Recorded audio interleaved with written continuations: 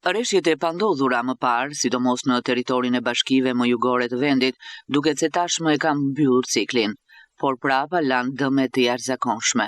Në pjesën më të madhe të tyre, ato janë eliminuar dhe mbeten pak akse rrugore që kërkojnë ende punë reabilituese, thot nën prefekti i Sarandës, Kristaq Kiço.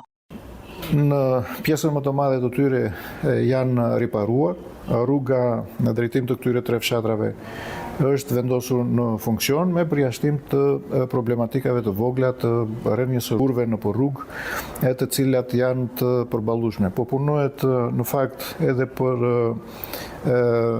rivendosje në punë të atyre akseve të brendshme në lagjet Llak dhe Papuçi.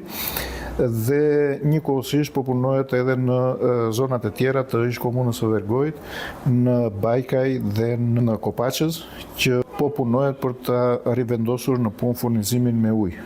Problematik është edhe rruga Fushvëri në drejtim të Tazatit, ka vështirësi në kalime, por me pak vështirësi janë të kalueshme për momentin.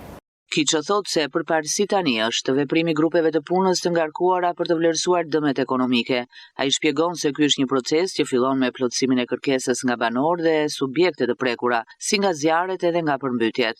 Punojmë për rikonceptimin e funksionimit të emergjencave civile në Shqipëri, duke parë edhe rëndësinë që ka kjo strukturë tashmë tani, që duhet të plotësohet dhe duhet të ketë një programim të qartë se si duhet të parandalojmë këto lloj fenomenesh. Duhet marrë masa të mëparshme, qoftë edhe për mbrojtje nga zjarri, që është tejet e domosdoshme, por edhe nga përmbytjet.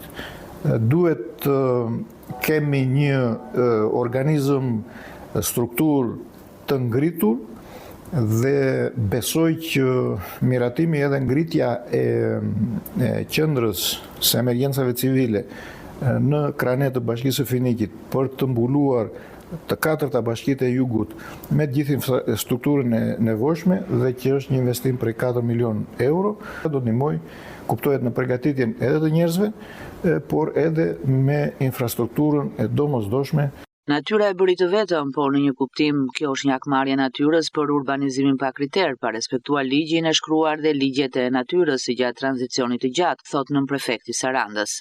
Urbanizimi pa kriter, pa respektuar ligjin dhe pa respektuar edhe natyrën dhe mjedisin, shkaktojnë këto lloj fenomenesh masive, dëmeve masive ndaj qytetarëve.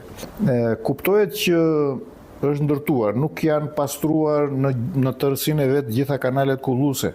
Është ndërtuar mbi kanale, mbi tombino, mbi ura. Është ndërtuar në zona të cilat absolutisht nuk lejohet që të jetë zonë e banuar apo të ketë stalla me bagëti, edhe prandaj kemi parë edhe këto lloj fenomenesh. Situata e përmbytjeve të nëntorit në të katër bashkitë e jugut u përballua duke u gjendur pranë njerëzve, duke vepruar së bashku strukturat bashkiake, emergjenca civile dhe efektivët e ushtrisë.